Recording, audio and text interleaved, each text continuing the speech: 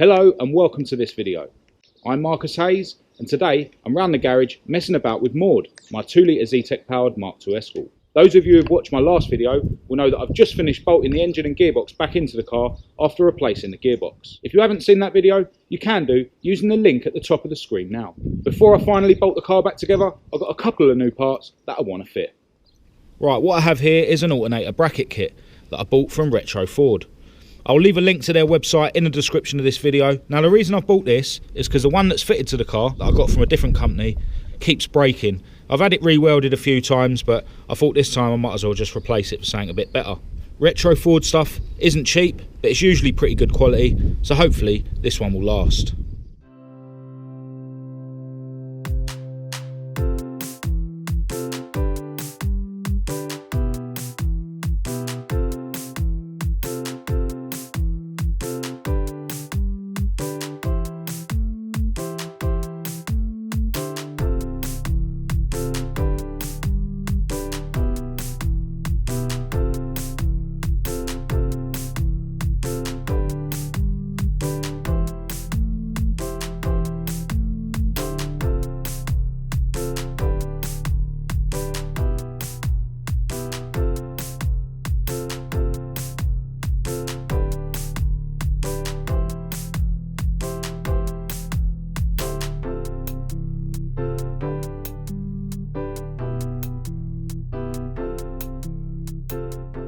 Alright, so the reason I've taken the water pump pulley off is because with the Retro Ford kit there's a bracket that holds the idler pulley and that actually attaches to the water pump down there. So you need to take this bolt out of the water pump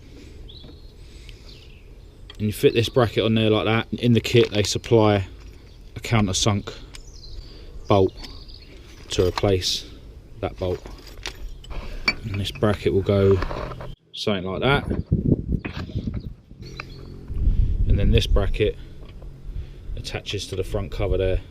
So if you're going to use one of these Retro Ford kits on an ST170 engine, there's a little bit of modification you need to do to where this bolt mounts up to. I think it's just a case of shaving your front cover back slightly, but they do another kit that uses a really small lightweight Nippon Denso alternator. It's got slightly different bracketry and it doesn't bolt to the front cover like this kit does, and that's the kit that I've used on my ST170 engine in the Mark I.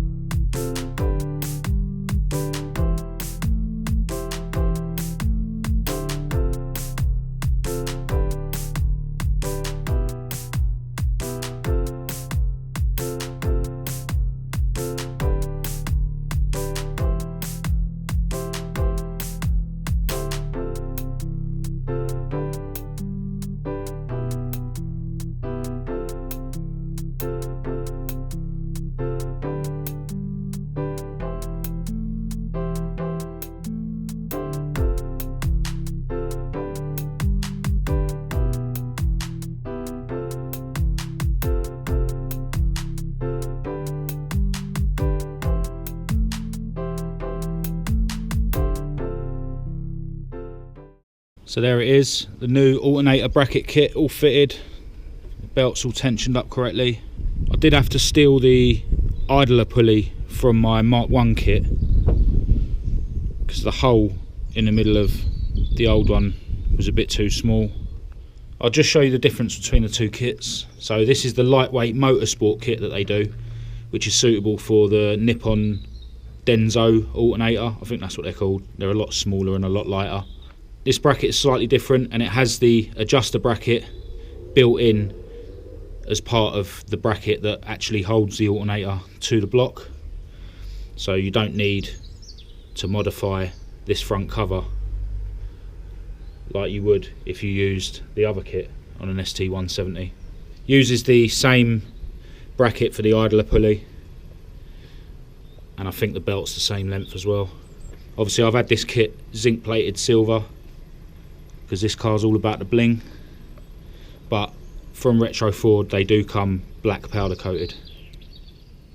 The next thing I'm going to be fitting are these steering rack clamps, made of alloy, and I've got them from Dave Sims Automotive, and I'll leave a link to his eBay shop in the description of this video. I'm not sure if he's actually got a website. Now they're to replace these standard type ones, which are made of steel and have a rubber bush. The alloy ones don't have a bush, so they mount the steering rack a lot more solidly and should sharpen up the steering a little bit.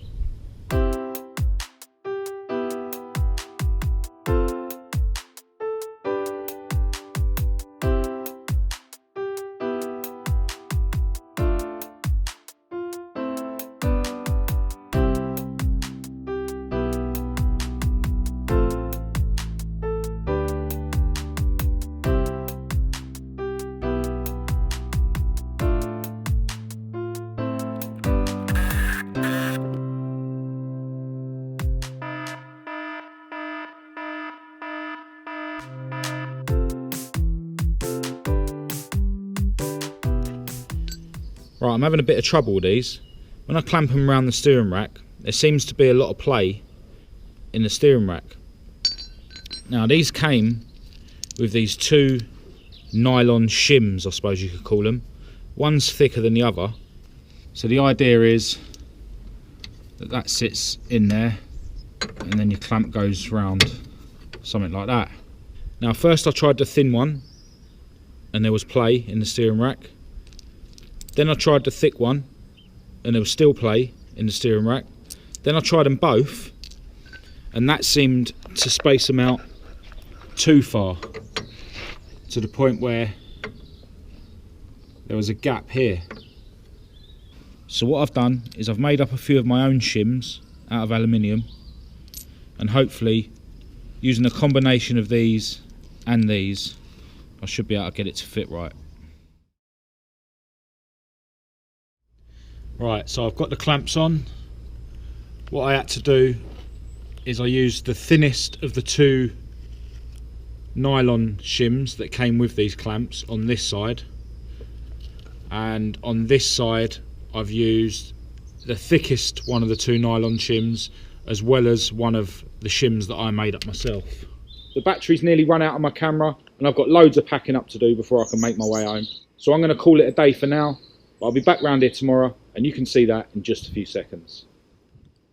Hello and welcome to day 2 of this video. I've still got loads of bits to do on Maude and I'm supposed to be taking her drifting tomorrow, so I better pull my finger out and get on with it.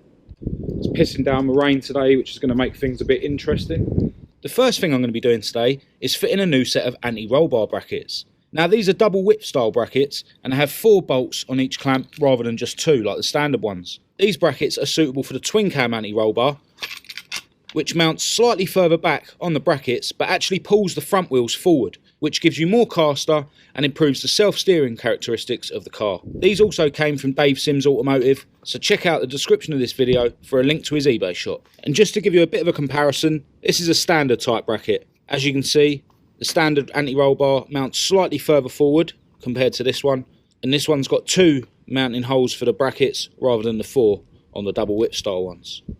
Now I've already got a double width twin cam anti-roll bar set up on the car, but the brackets I've got on the car at the moment were an old rusty pair I bought really cheaply years ago, and they're a bit twisted up and they're starting to come apart a bit. Also, the last time I put the anti-roll bar back on the car, I noticed a couple of the captive nuts were cross-threaded.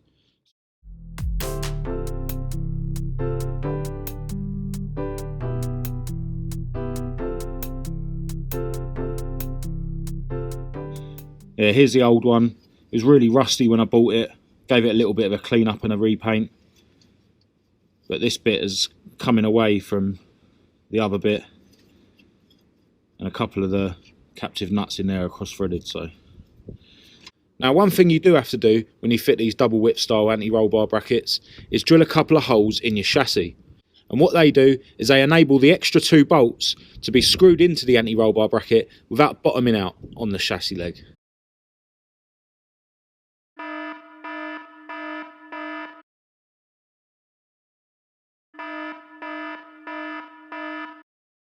Yeah, it looks like these holes aren't going to line up with the holes in the new bracket, so I'm going to have to drill another couple of holes.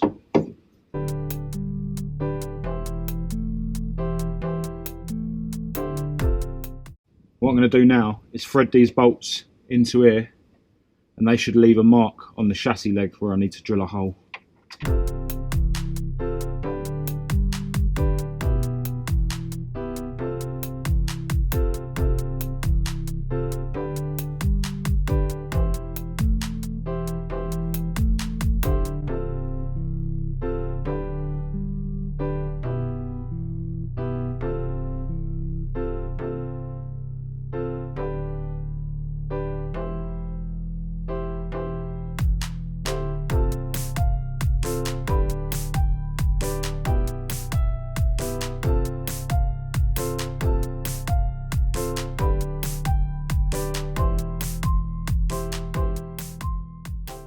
Right, so I've got both the brackets on now.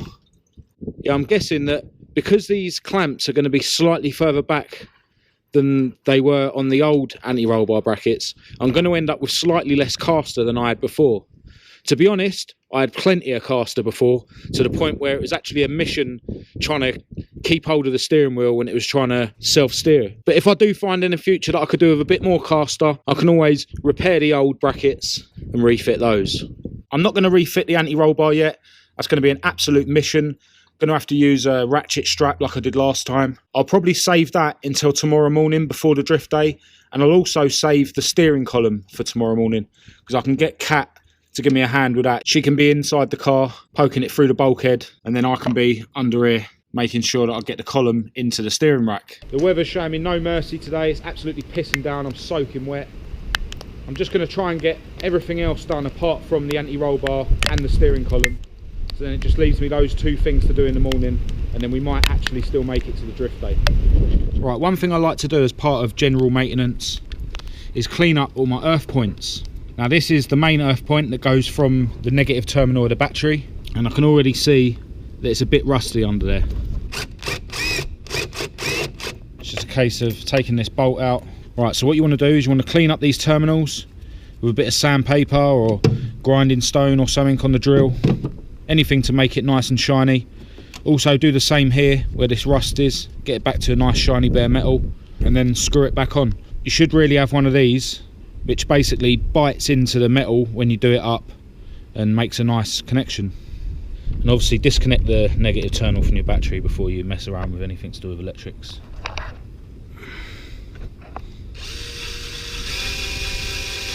I think one of these flap wheels will actually do a better job, to be honest.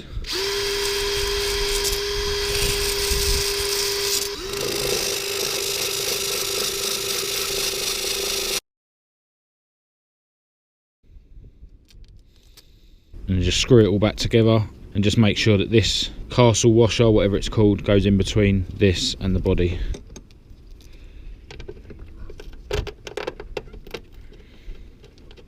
I've actually got to put this nut on the other side of this bolt underneath the inner wing, because the captive nut that's welded on there is cross-threaded.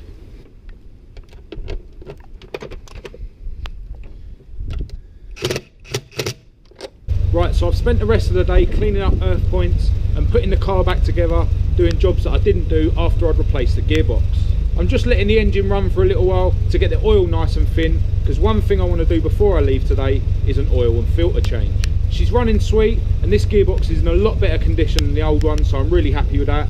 Got no whines or anything. The only things I've left myself to do tomorrow are the anti-roll bar and the steering column, so should be good to go drifting tomorrow. While she's running up to temperature, I'm just going to pack up all my tools so that once I've done the oil and filter change, I can fuck off home. I'm absolutely freezing, I can't feel my feet, I'm soaking wet, and I've had enough.